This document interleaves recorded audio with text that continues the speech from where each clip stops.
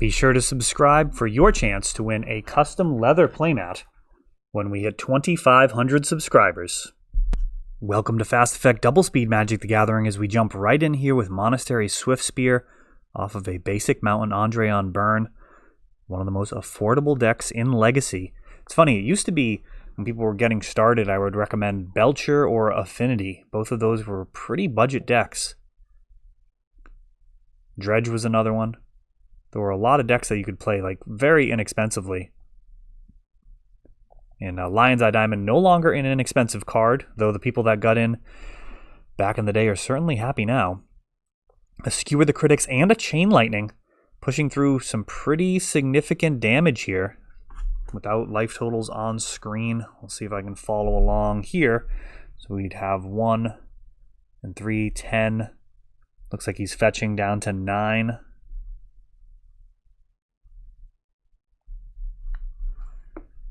Matthew finding himself down to 9 already. What's he going to do with this Plains? Here, he's got a Tundra. He's just going to Swords the Swiftspear here. And he does. There's now a non-basic land on board, so Price of Progress not a total brick at this point. Eidolon gets Spell Snared.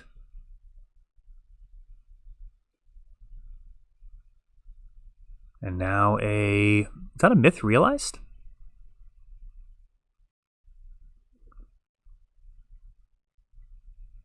I think it is. 1 mana spell, stays on board, not a creature. I'm going to go with Myth Realized for now. We've got another Chain Lightning.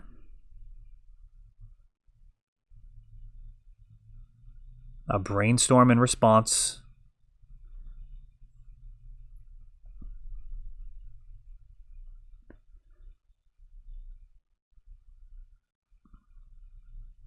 And it's gonna happen.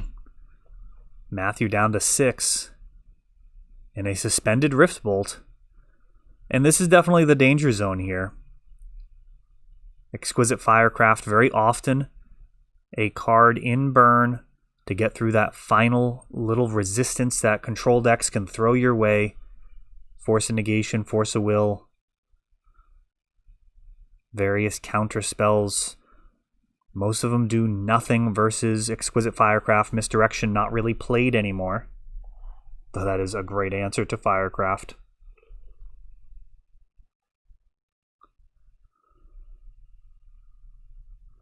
The Brainstorm in response to this Rift Bolt, and he's gonna force it. Rather take 1 damage than 3. Sitting at 5. A Price of Progress. Now at 3, and a Skewer the Critics. Exaxes. Andre taking down that one with just some tenacity, good old-fashioned tenacity on the side of burn. Just keep throwing stuff at their face.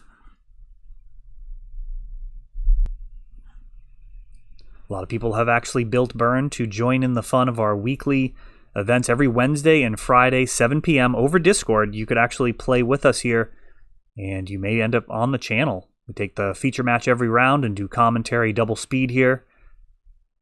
This is the way. And Wednesdays have been getting great turnouts, 20, 30 people. I mean, really just awesome. A lot of that is definitely the prize wheel. We have a bunch of donations from one of our fans of the channel. Fee has actually donated a Gaia's Cradle, an Underground Sea, Mox Diamond, and more. And every week we are spinning that wheel and giving away one of the cards on that wheel. We've given out foil fetch lands, all sorts of incredible stuff. Mana Crypts. We've got a Goblin Guide. And Matthew eating the 2. Goblin Guide does play into slower control strategies a little bit, in that if they do stabilize, those extra cards that they got off of the Goblin Guide can be pretty damaging. Fetch lands also synergize extremely well when you're dealing with Goblin Guide, as if they reveal a card that you're not happy to be drawing, you can fetch to get it out of the way. Overall, the information is certainly welcome for control players, but the 2 damage per turn, not so much. It's certainly preferable to allow that trigger to resolve and then destroy the Goblin Guide or exile him with the Swords to Plowshares, whatever it takes to not take the damage. The card just off screen. Looks like it did go to hand. And I believe we've got Matthew just quickly dissipating his life here, as we've got a Lava Spike and a Skewer the Critics.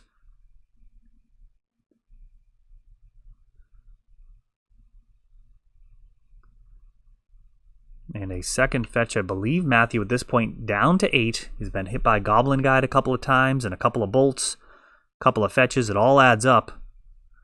A Brainstorm now. Matthew looking to play around Price of Progress. Though depending on Andre's sideboard, it may or may not even be in the deck at this point. Decks that can easily play around it, like this blue-white Standstill. That is often a cut to go ahead and make. Another land going to hand. And now a Snapcaster just to block. No value. And just hard cast Skewer the Critics. Force of Negation. Exiling it. Don't know if that's going to be relevant, but that should be exiled thanks to the Force of Negation. And now a Standstill.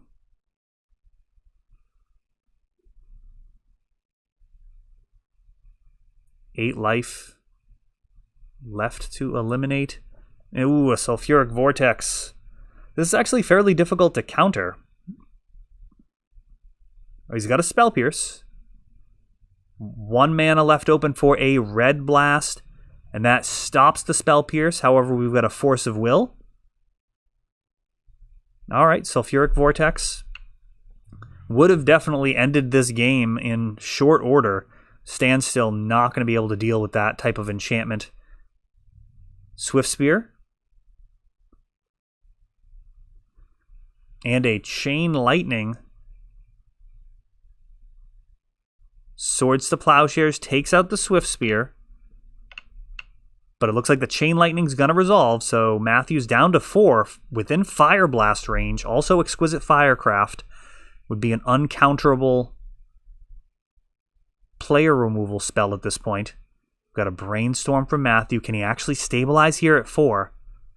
It's admittedly much easier to stabilize at 4 life than it is at 3, where literally anything off the top of the deck just kills you. Well, almost anything. I guess the creatures don't. But so many burn spells that do 3 damage in this deck. Myth Realized.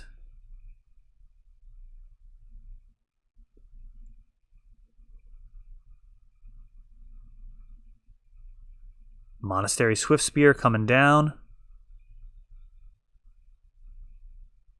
And just turning sideways. Now, Matthew may need to fetch. And now he is firmly in the danger zone. So he will be able to play some spells and probably take care of this Swift Spear. Just going to go ahead and Swords it. Would not have been surprised to see a little flurry of spells and then a block. But Myth Realize, looking to start getting offensive, I guess. I mean, this is a really difficult spot. You're going to have to attack at some point, and they're going to draw some burn.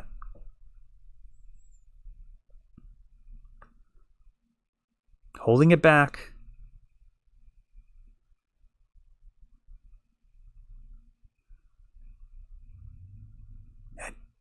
Can't say that it's really going to be correct to hold back on this.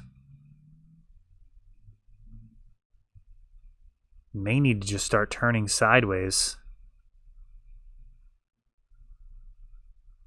He's only got 3 life left to play with. And he does. We'll see if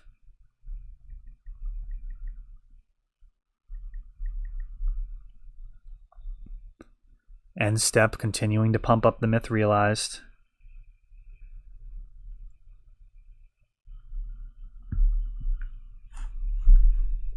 Four damage at a time, but there were some swords to plowshares, so this is going to be more like a 6-turn clock.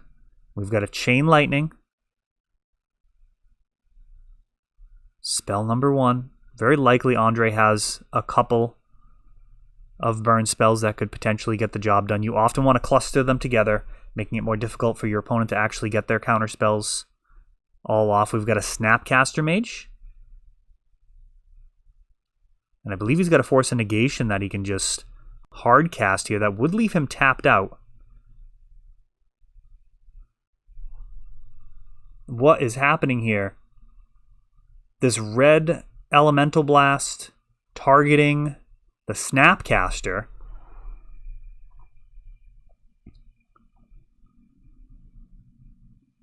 Interesting. I would not have done that.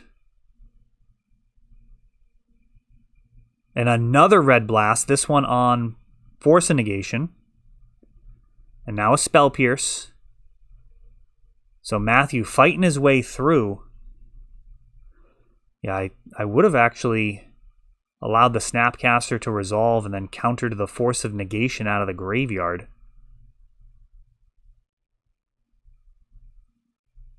Eidolon of the Great Revels.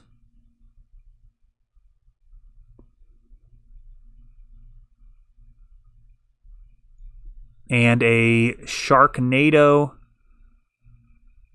being cycled Shark Typhoon. That is not casting a spell.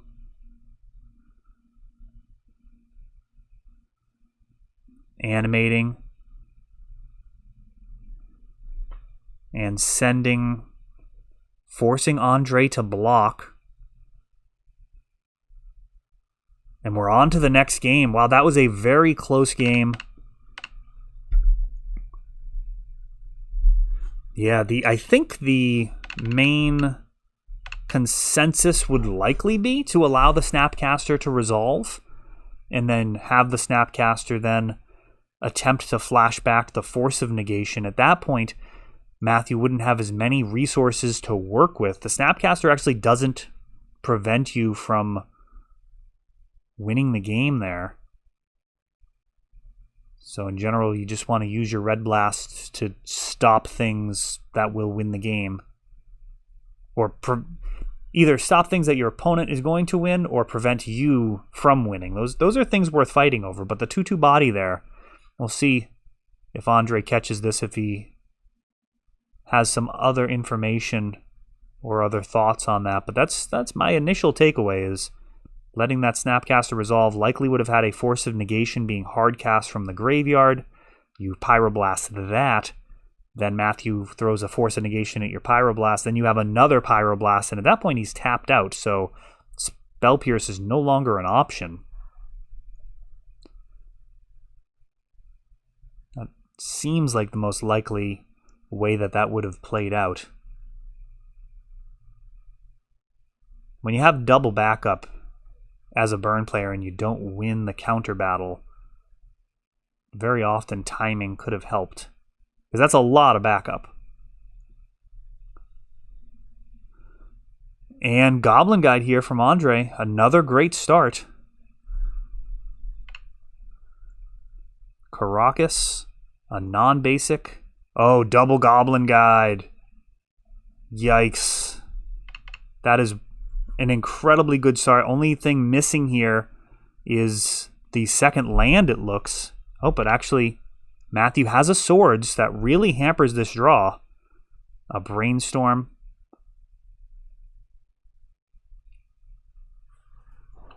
Double Goblin Guide with a single land, I think, is totally in the keepable range here for burn. You want to draw that second land, but if you don't, it's not the worst thing in the world. And Lava Spike adding fuel to the fire here, burning Matthew's life total down to 11. And end of turn Brainstorm. See if he can have the shuffle effect here of a fetch land.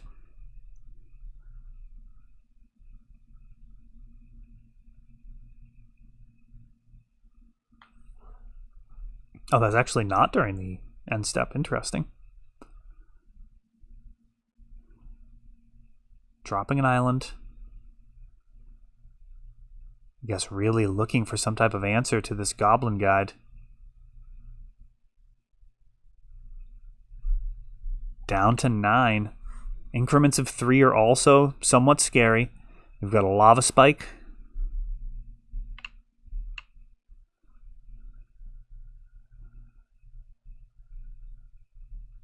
Just 6 life left here. Brainstorm again.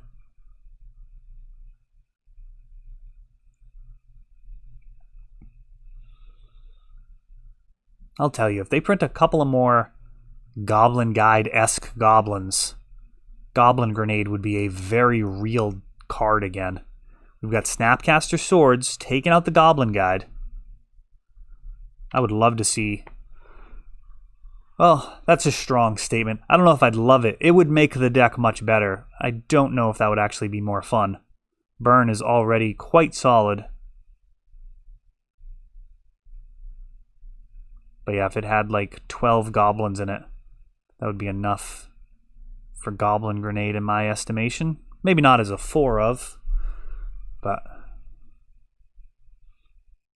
maybe get some Mutavaults in there as well. Alright, we've got a Standstill with the Snapcaster on board. And we've got a response of a Lightning Bolt to the Standstill. Ew, and another Bolt. Matthew's at 3 here. He's got a Vanilla Counterspell. Alright, so he is alive, but he's at 3. And he's got no blue mana here. Eidolon of the Great Revels.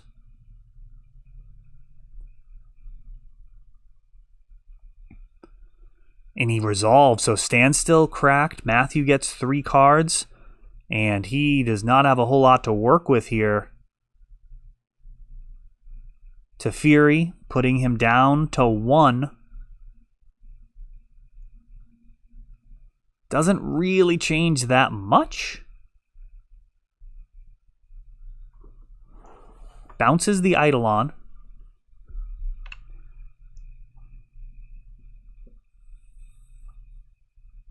A Swift Spear.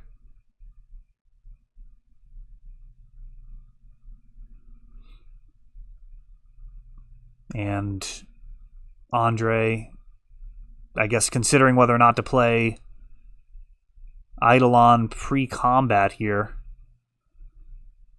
Matthew, I mean, may just be dead to the Swift Spear alone.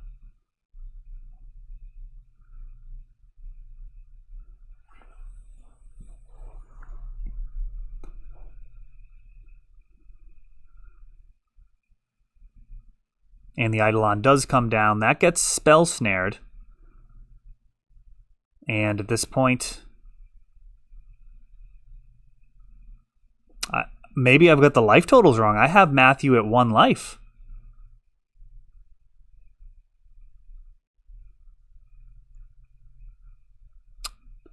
Maybe Eidolon trigger was missed with the Teferi?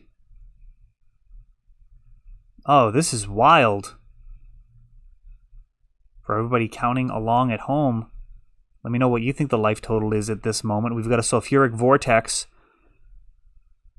Monastery Swift Spear getting bigger. We've got a must counter.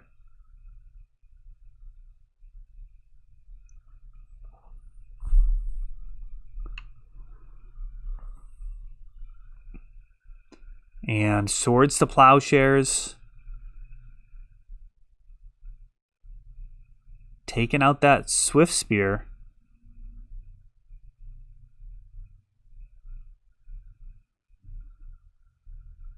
And yet another Standstill.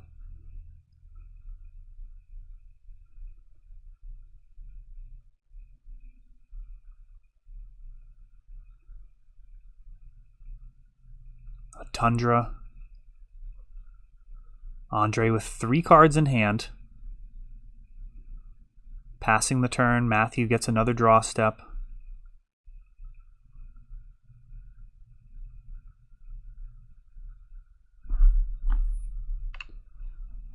Beating down with Snapcaster, not likely to be a viable path to victory here. Now, standstill decks in the past had Counterbalance and Sensei's Top that could really create a pretty difficult to break out of lock. Just always having access to the Sensei's Top is a worst case backup, but just being able to float 1-mana spells on top. And a Sharknado, Shark Typhoon being cycled during the end step. I'm going to draw a card, get a body.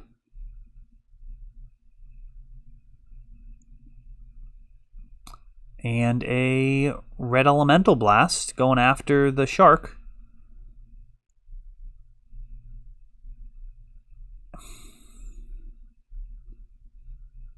And a Fire Blast.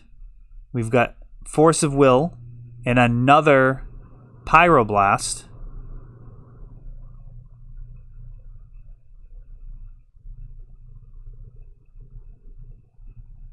What are the life totals here? So Heliod's Hall of...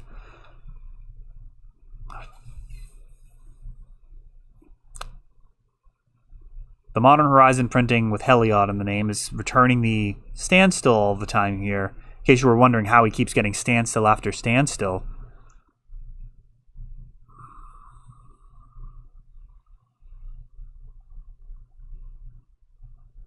Yeah, I am at a loss here.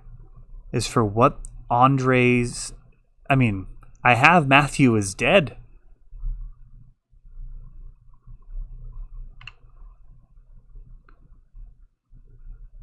Another Shark Typhoon.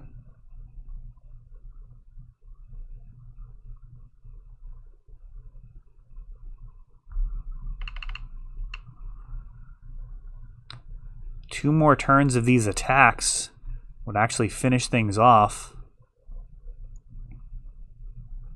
Eidolon, cracking Standstill,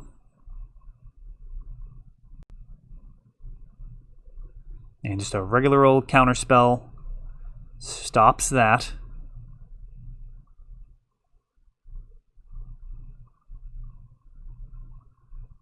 And a Snapcaster Mage, and that's actually going to do it here as Sharkstill takes it down. I have no idea what their life total was there. I have them at like -4. So I'm not sure where I missed. Maybe there was some life gain in there that I missed. But it looks like Sharkstill getting the W, though Burn performing admirably. I mean, those were some very strong draws that would take out quite a lot of decks. That is all for this one, but don't worry, there is a lot more. You can check out our older videos, and we're always putting out new videos from ELD's Time Vault Games in Bellingham, Massachusetts. If you want to help the channel, of course, you can like, subscribe, share, tap that notification bell so you can know the next time our new videos come out. Thanks for watching.